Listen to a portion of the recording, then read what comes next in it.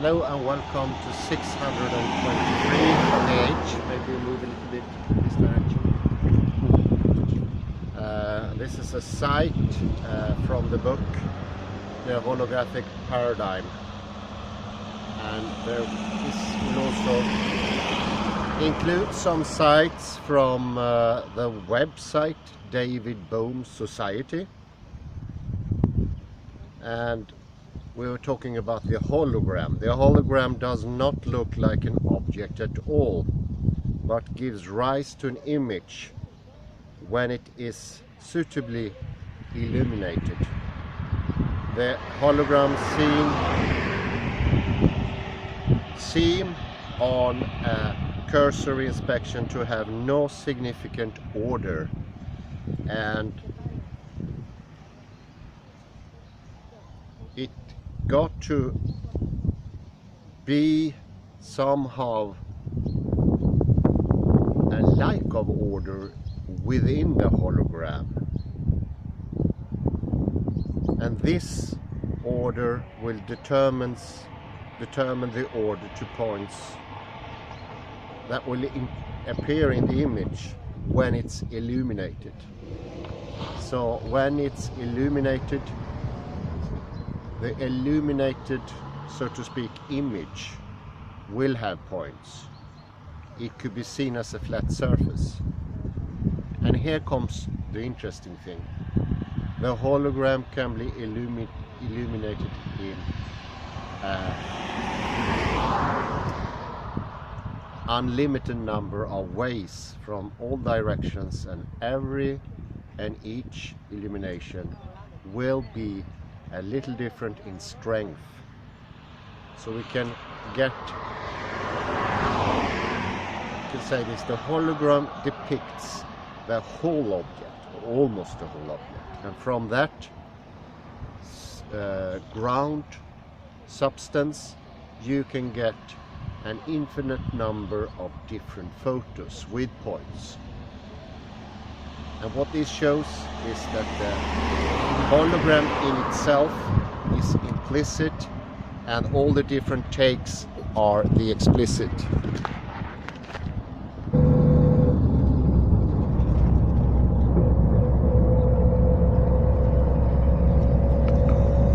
So it's the relationship between the hologram and the image when it's adequately or sufficiently illuminated. That's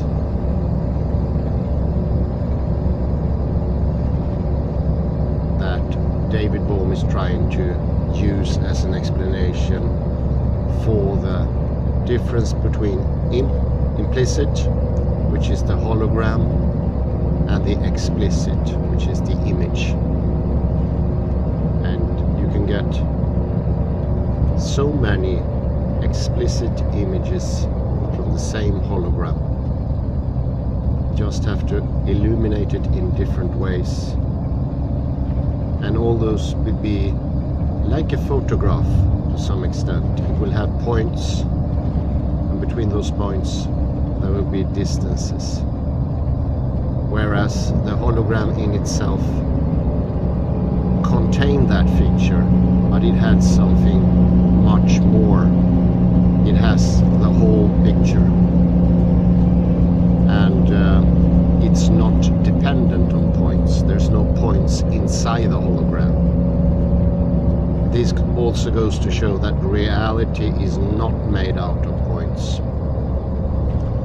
Reality is, although this is a very common tool or metaphor for reality, it's not a photograph or a camera obscura by Brunelleschi.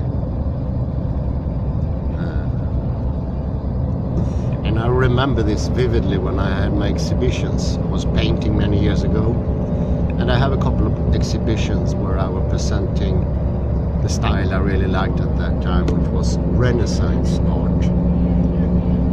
And I remember people often came to me and say, "Oh wow, that really looks like a photo."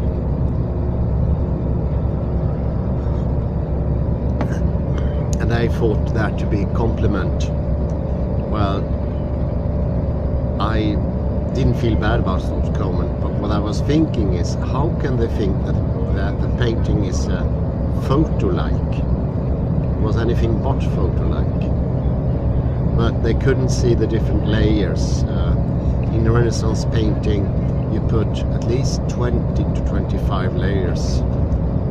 So even if the Brunelleschian central perspective is used, it's not as flat as a photograph at all. And depending from which angle you're looking, you will see that the painting actually have a depth. And it doesn't matter that this depth is just a few millimeters, it makes a big difference when you're looking at it. Of course, these people were too rushed to see that it wasn't a photo, and they thought it to be a quality thing, to be like a photo, like reality. It looks so lifelike, it's so real. Photo is nothing like reality. So how come people still say they see reality as a photograph? Well, I would say the only explanation I have, and that I got when I started reading the book by Ian McGilchrist, The Master and His Emissary. It was the first time I got an explanation. And what happens is, when you look around, impressions are being blocked out, and this blockage is like a cue to say it looks like a photo. You don't see anything, more or less what happens. The left hemisphere plays its game, and it confirms its own proposition that it is a photo.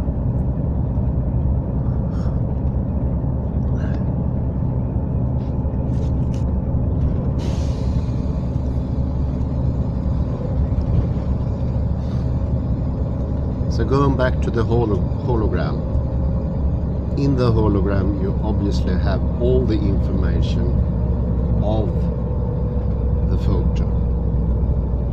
You have all the points in the photograph, and then what you have is much more information to make a million photos. So although the hologram in itself is not point dependent, it has that character to give, it has the property to give, or the force to give photos with points, and a myriad of them.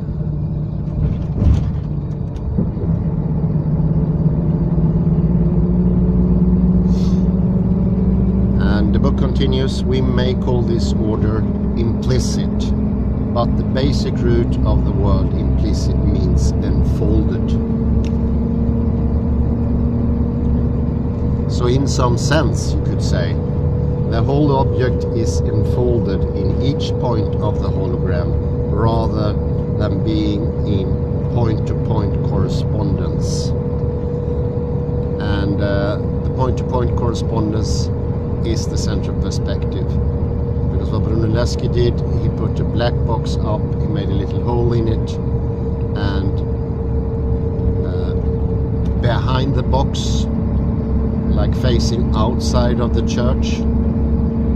No, it was inside of the church, I remember now. He was facing outwards, out of the church. Inside of the church, you have a piece of paper or a canvas, and there you get a one-to-one correspondence to what is around. But nota bene, the one-to-one correspondence is not what you see with your eyes. It's most definitely not what you see with your eyes. Because the central perspective distorts the world quite heavily, actually. And I would say that after Brunelleschi we come to partly diminish art by following this very, very strict rule-based system. And just the fact it doesn't look anything like reality, I think it's one of those lower quality oddly enough, the Renaissance painter didn't give up. They continued to construe more real things, and those were the layers. The layers became more and more sophisticated, and I especially like the layers because that made it more real. Whereas the central perspective, I need like a whiteboard here. Thank God I'm gonna have a whiteboard soon.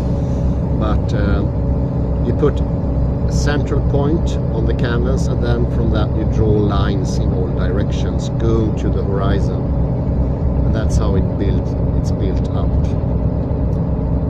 It's a constructed image, and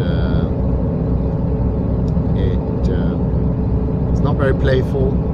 It's way too strict, and nobody on this planet Earth has ever seen the world in that way. So it's kind of scary even that people think photographs represent reality.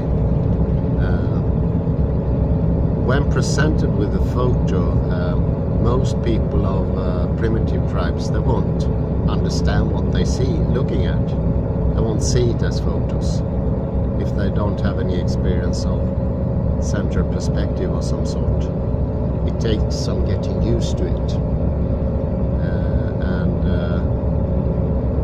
they never really start to feel the photos to be lifelike, and that is one of the left hemisphere illusion that makes this up. So I recognize some points, and I think there are points in reality in the end, but there are no points in reality and no distances in that way.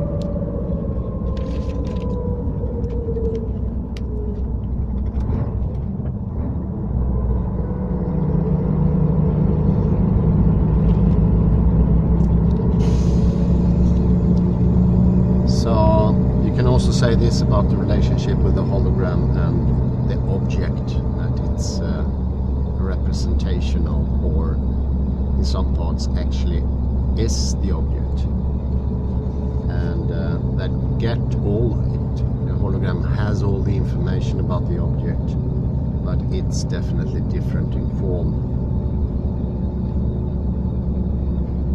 So one could say here, and this comes a very nice point, one can say that the hologram is an enfolded explicit form of reality.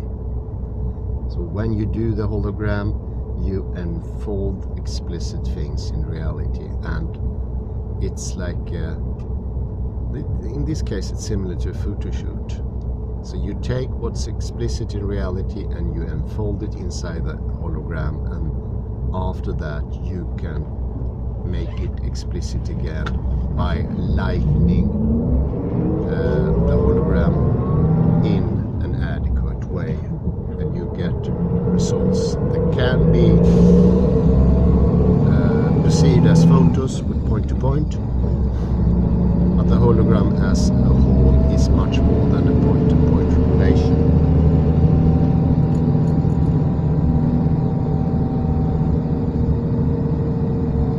One could say it constitutes a take on reality, and although it contains all the times and space of the original, because it's also a moment in time.